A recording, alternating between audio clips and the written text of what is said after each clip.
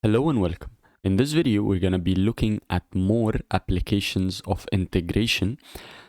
So let's get right into it. For the first question, the question says, find the shaded area shown on the picture below. The function graphed is f of x equals x squared minus 4. Okay, so from the previous video, you would tell me, okay, when I want to find the area under a curve, okay, it's basically the definite integral. So I will do a definite integration with my lower bound being 0. So this is my limit because the area is starting from 0 all the way up to 3. So my lower bound is 0, my upper bound is 3, and I will integrate my function. And by the way, I did a video on definite integrals. It's super helpful. I'll leave a link to it on the top right hand corner. So let's try and compute that and see what will happen. So we will integrate normally using the power rule. So x squared is going to be x cubed over 3 minus 4 is going to be 4x, and there is no any constant of integration because this is a definite integral. We'll just evaluate from 0 to 3. So solving this is going to be substituting the upper bound first. So it's going to be 3 power 3 over 3 minus 4 times 3. And then subtracting when I substitute the lower bound. So when I substitute 0 into here, it's going to be basically 0. So it's minus 0. So this is 3 squared is 9. 9 minus 12 is minus 3. So the answer is minus 3. This is super interesting. How is the area minus 3? How is the area minus? There must be something wrong. And yes, there is. If you take a closer look over here, you will see that this part is very similar to what we've been doing before. It's just an area under the curve and above the x-axis. However, this part is an area under the x-axis, and that's what's causing the problem. So when I integrate, okay, let's try something else. Let's try to split our integration into two. Let's split our integration from 0 to 2. That's one integration, so this area. And then let's do another integration from 2 to 3. Let's try that and see what will happen. So let's do it over. I'm going to try to erase this. Yeah. So the first integration is going to be integration from 0 until 2 of the function. Let's see what's that. So again, I'm going to integrate normally. This is going to be x cubed over 3 minus 4x. However, this time it's evaluated from 0 to 2. Let's now evaluate it. So I'll substitute 2. So this is going to equal to 2 cubed over 3 minus 4 times 2. What's this going to give me? If I put this in the calculator, 2 power 3 is 8. 8 over 3 minus 4 times 2 is basically going to give me an answer of negative 16 over 3. Okay, this is super interesting. What does that mean? It means that an area under the x-axis and above the curve is going to be in a negative value. Okay? This is super interesting. Okay, when my integral is going to be a negative value. However, the area cannot be negative. So what we will do is we will take the absolute value of negative 16 over 3. So I know that the magnitude, okay, or the value of the area over here is 16 over 3. Let's now get the other area, and then we can add up those two areas together. So the next area is going to be integration from, now I'm looking at this area, so I'm going to integrate from 0 to 3. 2 to 3 of x squared minus 4 dx. So this is going to equal x cubed over 3 minus 4x from 2 to 3. So evaluating this, first I'll substitute 3. So it's going to be 3. Let's do a bracket. 3 power 3 over 3 minus 4 times 3. And then minus when I substitute the lower bound. So it's going to be 2 power 3 over 3 minus 4 times 2. So I know that this is negative 16 over 3 minus this part over here is let's do it. So 2 power 3 is 8. Again, this is no, this is not negative. This is okay. This is going to be 3 squared, so 9. 9 minus 12 is minus 3. And then minus this part over here is negative. Let's evaluate it. So it's on the calculator 2 power 3 over 3 minus 4 times 2 is going to give me a value of negative 16 over 3. So computing this, minus 3 minus negative 16 over 3 is going to give me a value of 7 over 3. So this area over here has a value, and I'd expect it to be positive because it's above the x-axis. So this is 7 over 3. So what's the total area from 0 to 3? It's basically going to be 16 over 3 plus 7 over 3. We have a common denominator. This is going to be 3. 16 plus 7 is basically 23. So this area is 23 units squared. So the take-home message, what I want you to know is that an area, an integration, a definite integral done for a region under the x-axis is going to give a negative value. Okay, so that doesn't mean that the area is negative. It means that the area is going to be the magnitude of that value that I got. Okay. Let's take a look at another interesting scenario. Okay, this question tells me find the area enclosed by the graphs of f of x equal x squared plus 1 and g of x equals 2x plus 4. What do we mean by the area enclosed by the graphs? To help us know, let's try and sketch these functions. So x squared, I know that x squared is this. So x squared plus 1 is just basically shifting it up 1 unit. So it's gonna look something like this. This is x squared. Let's actually write it over here. X squared plus 1. Okay, and now I will sketch 2x plus 4. So to do that, I just need two points. So I'll do just a small table, x and y. So when x is 0, what is y? 2 times 0 is 0 plus 4, that is 4. So y is 4. And then let's take another, let's say when x is 4. So 2 times 4 is 8 plus 4 is 12. So when x is 4, y is 12. And let's sketch those two points. So when x is 0, y is 4. Okay. And when x is 4, y is 12. So this is going to look something like this. Yeah. So this is 2x plus 4 over here. So now let's see what we're talking about. What is the area enclosed by these two graphs? Okay. So the area between these two graphs is basically this green area over here, right? Correct? So it's very useful for me to find those two values, right? Because those two values mark the beginning and the end of my area. And how do I find those two values? Those 2 points are the intersection between the curves. So I can find them by equating the curves to each other. So x squared plus 1 equals 2x plus 4. And let's try and solve this equation. So x squared minus 2x, I'm just bringing this 2x to the other side, this 4 to the other side, is going to be 1 minus 4, which is minus 3, equals 0. So this is a quadratic. I can solve it using factorizing or the quadratic function, quadratic formula, sorry.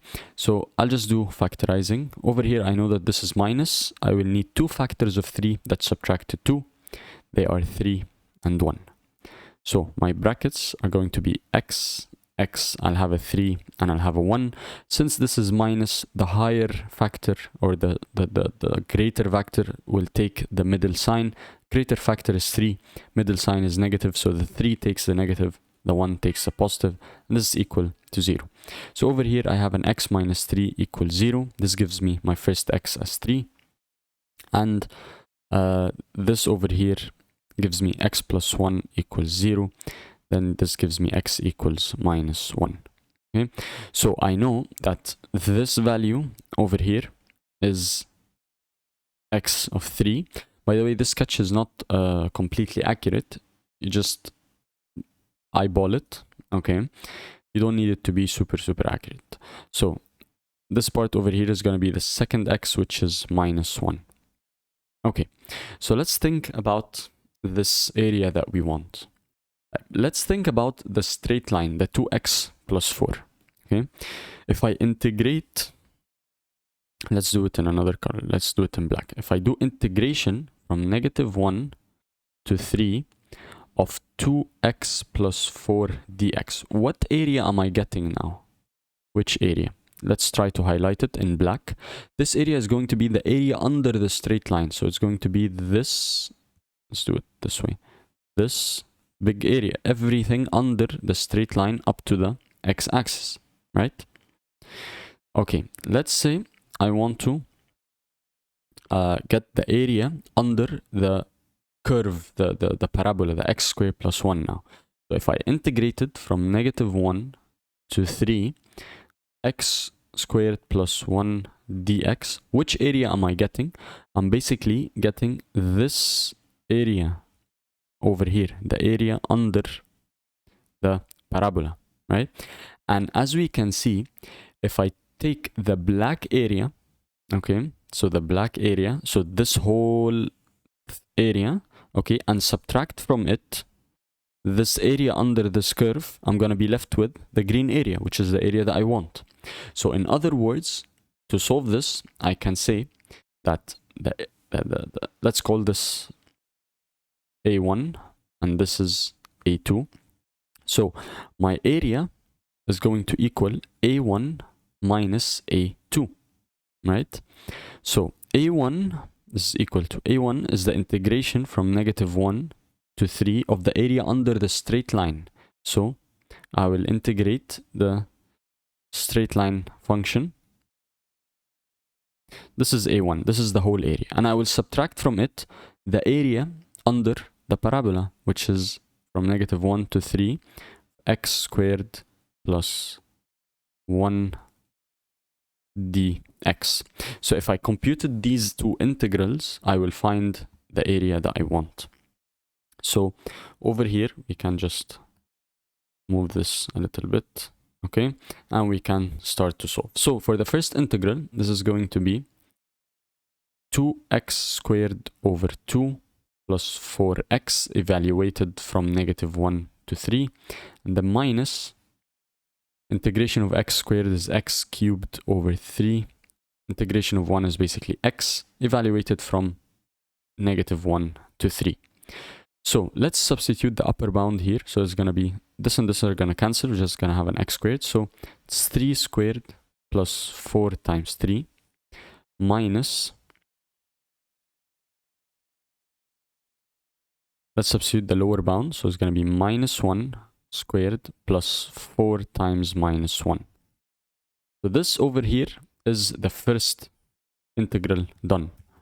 And then I will subtract, so minus this integration, which is substituting the upper bound is going to be 3 power 3 over 3 plus 3.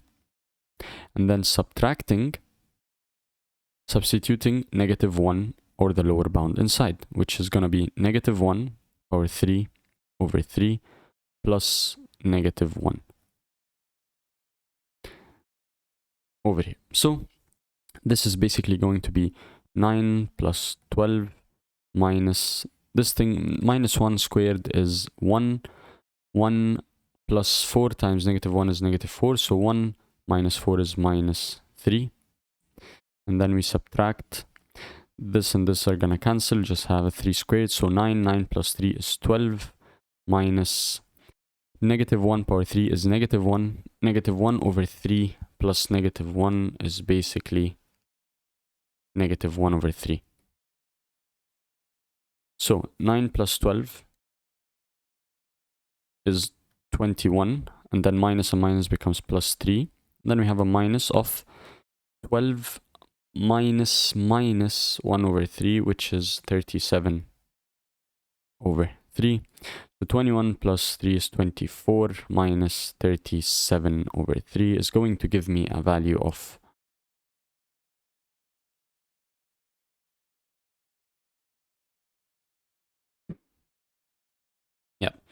over here. This is minus 1 over minus 1 power 3 is minus 1 over 3. Minus 1 over 3 minus 1 is negative 4 over 3. So this is negative 4 over 3. So 12 minus negative 4 over 3 is 40 over 3, not 37 over 3. So this over here is 40 over 3. So this is also 40 over 3. 24 minus 40 over 3 is going to equal 32 over 3. And this is the value of the green area, or the area enclosed by the two graphs. So whenever we have an area and we need to find the area between two curves, we take the area of the upper curve and subtract the area of the lower curve from it. Okay, and by the way, if you have regions where some parts are below the x-axis, again, you don't need to care about it as long as you're getting the area between two curves. And let me show you what does this mean. Okay, let's try and find the area between those two curves. So I can see that this curve, which is x squared minus 4x, is under the straight line 2x. So if I get this area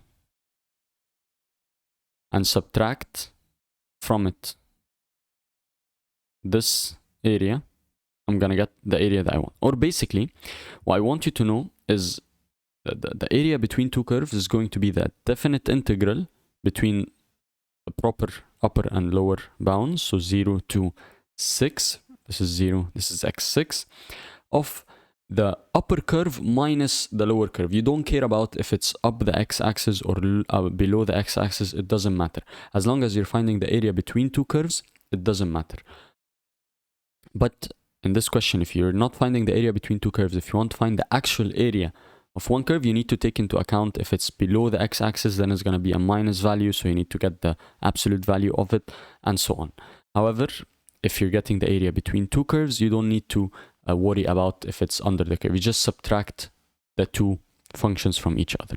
So here, this is going to be 2x, right, minus x squared minus 4x. You could also split them into two integrals. You could say 0 to 6, just like we did in the previous one, minus integration of 0 to 6 of x squared minus 4x dx, or you can do it this way, just put them both in the same integral. It doesn't matter. Let's do it in that different way this time to show you. So this is all with respect to dx. This is equal to integration from 0 to 6 of 2x minus x squared plus 4x dx, which is equal to integration 0 to 6 of, let's put the negative x squared first, and then 2x plus 4x, that is 6x dx. And let's try to compute that. So doing our normal integration, this is going to be negative x cubed over 3 plus 6x squared over 2, evaluated from 0 to 6. So 6 over 2, that's going to give me 3x squared. Let's substitute our upper bound, so it's going to be minus 6 cubed over 3 plus 3 times 6 squared. And then subtracting, when I substitute the lower bound, I'll find that this term is 0, this term is 0, so the whole thing 0 plus 0 is basically 0. So evaluating this, minus 6 power 3 over 3 is negative 72 plus 3 times 36, 6 squared is 36, so it's equal to 106, and this is going to give me an answer of 36, and this is the area between both curves. So I believe now you can find the area between an enclosed region between two curves by subtracting the upper curve minus the lower curve, or you could also find any area under any curve knowing that if it's below the x-axis, it will give you a negative value. So you need to split your integral accordingly to evaluate the areas below the x-axis alone and the areas above the x-axis alone, and then you add them together, removing the minus signs. Okay, so these are for areas. Let's take a look at the next question, which is an application of integration as well. However, it deals with velocity and position and acceleration. This comes up a lot. So what I want you to know is, in physics, we know that velocity is equal to distance or position, okay? Let's call it displacement. Let's call it S, displacement, over time. So displacement, this is position.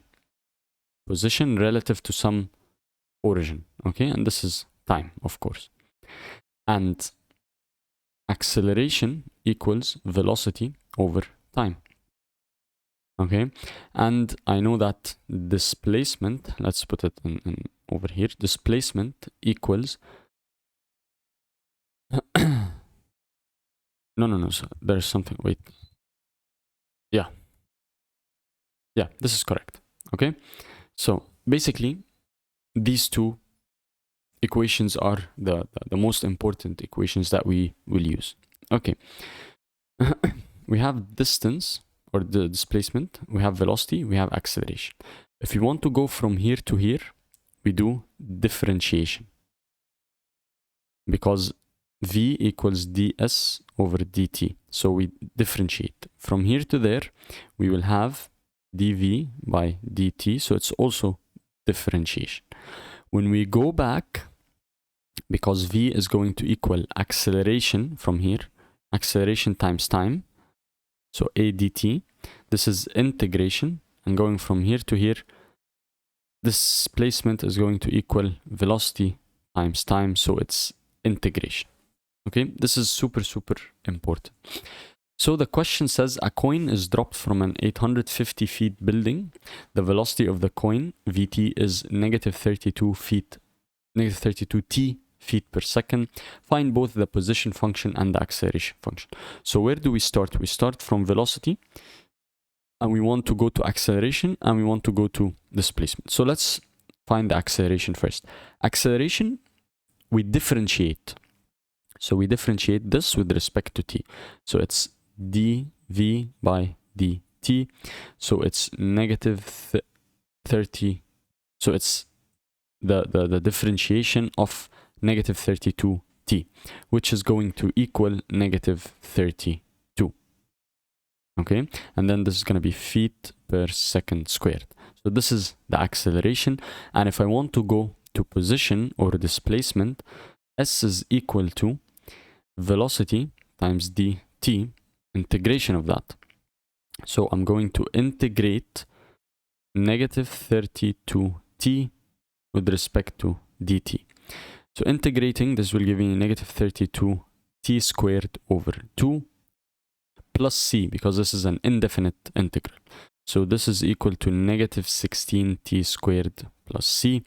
Okay, now I need to find c. So again, we will need to use some initial condition. Let's say this is the building that the coin is dropped from. Let's say that at this point, ground displacement equals 0. The building is 850, and at time t equals 0, in the beginning, the coin is dropped from here.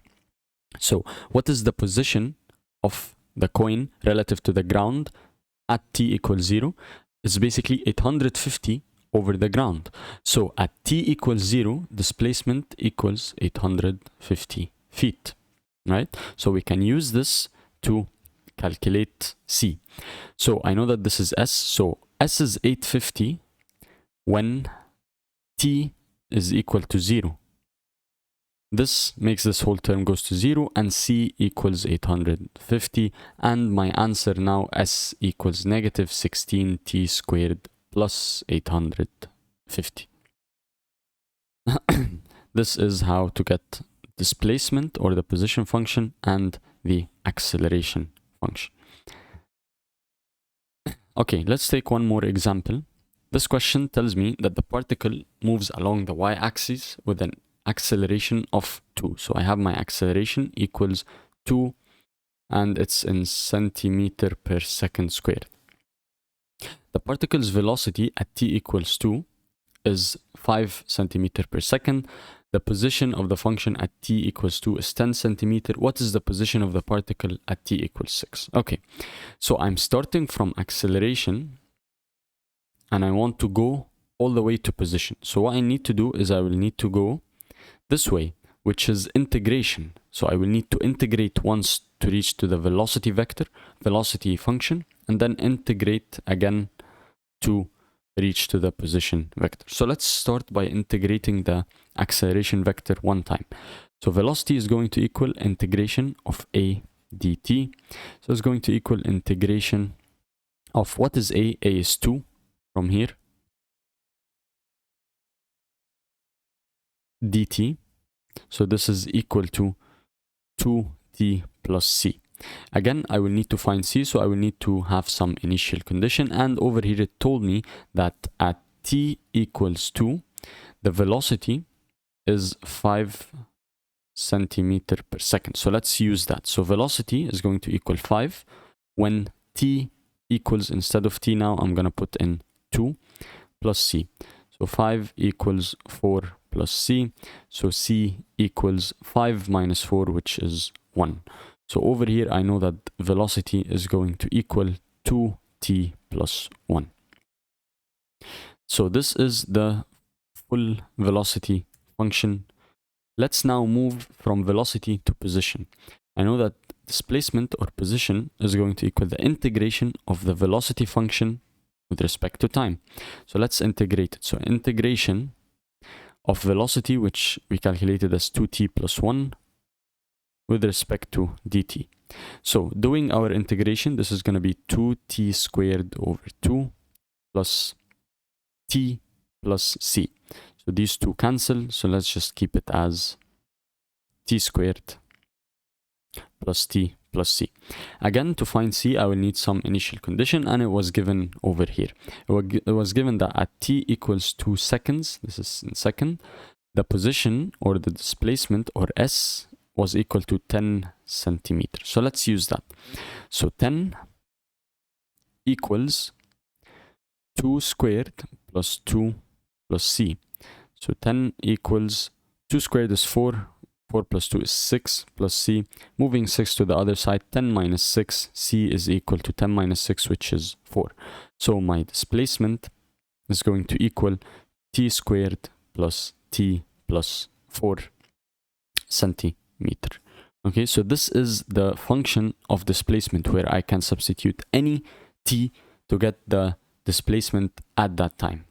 So the question then says, what is the position of the particle at t equals 6? So super easy. I will just substitute 6 into t here. So s is going to equal 6 squared plus 6 plus 4. So I know that 6 squared is 36. 6 plus 4 is 10, so this is going to equal to 46 centimeters, and this is my final answer. So these were some questions regarding applications of integration. We have more applications of integration, like finding the volumes of rotated objects, and we use it in finding average values of functions, and we have more.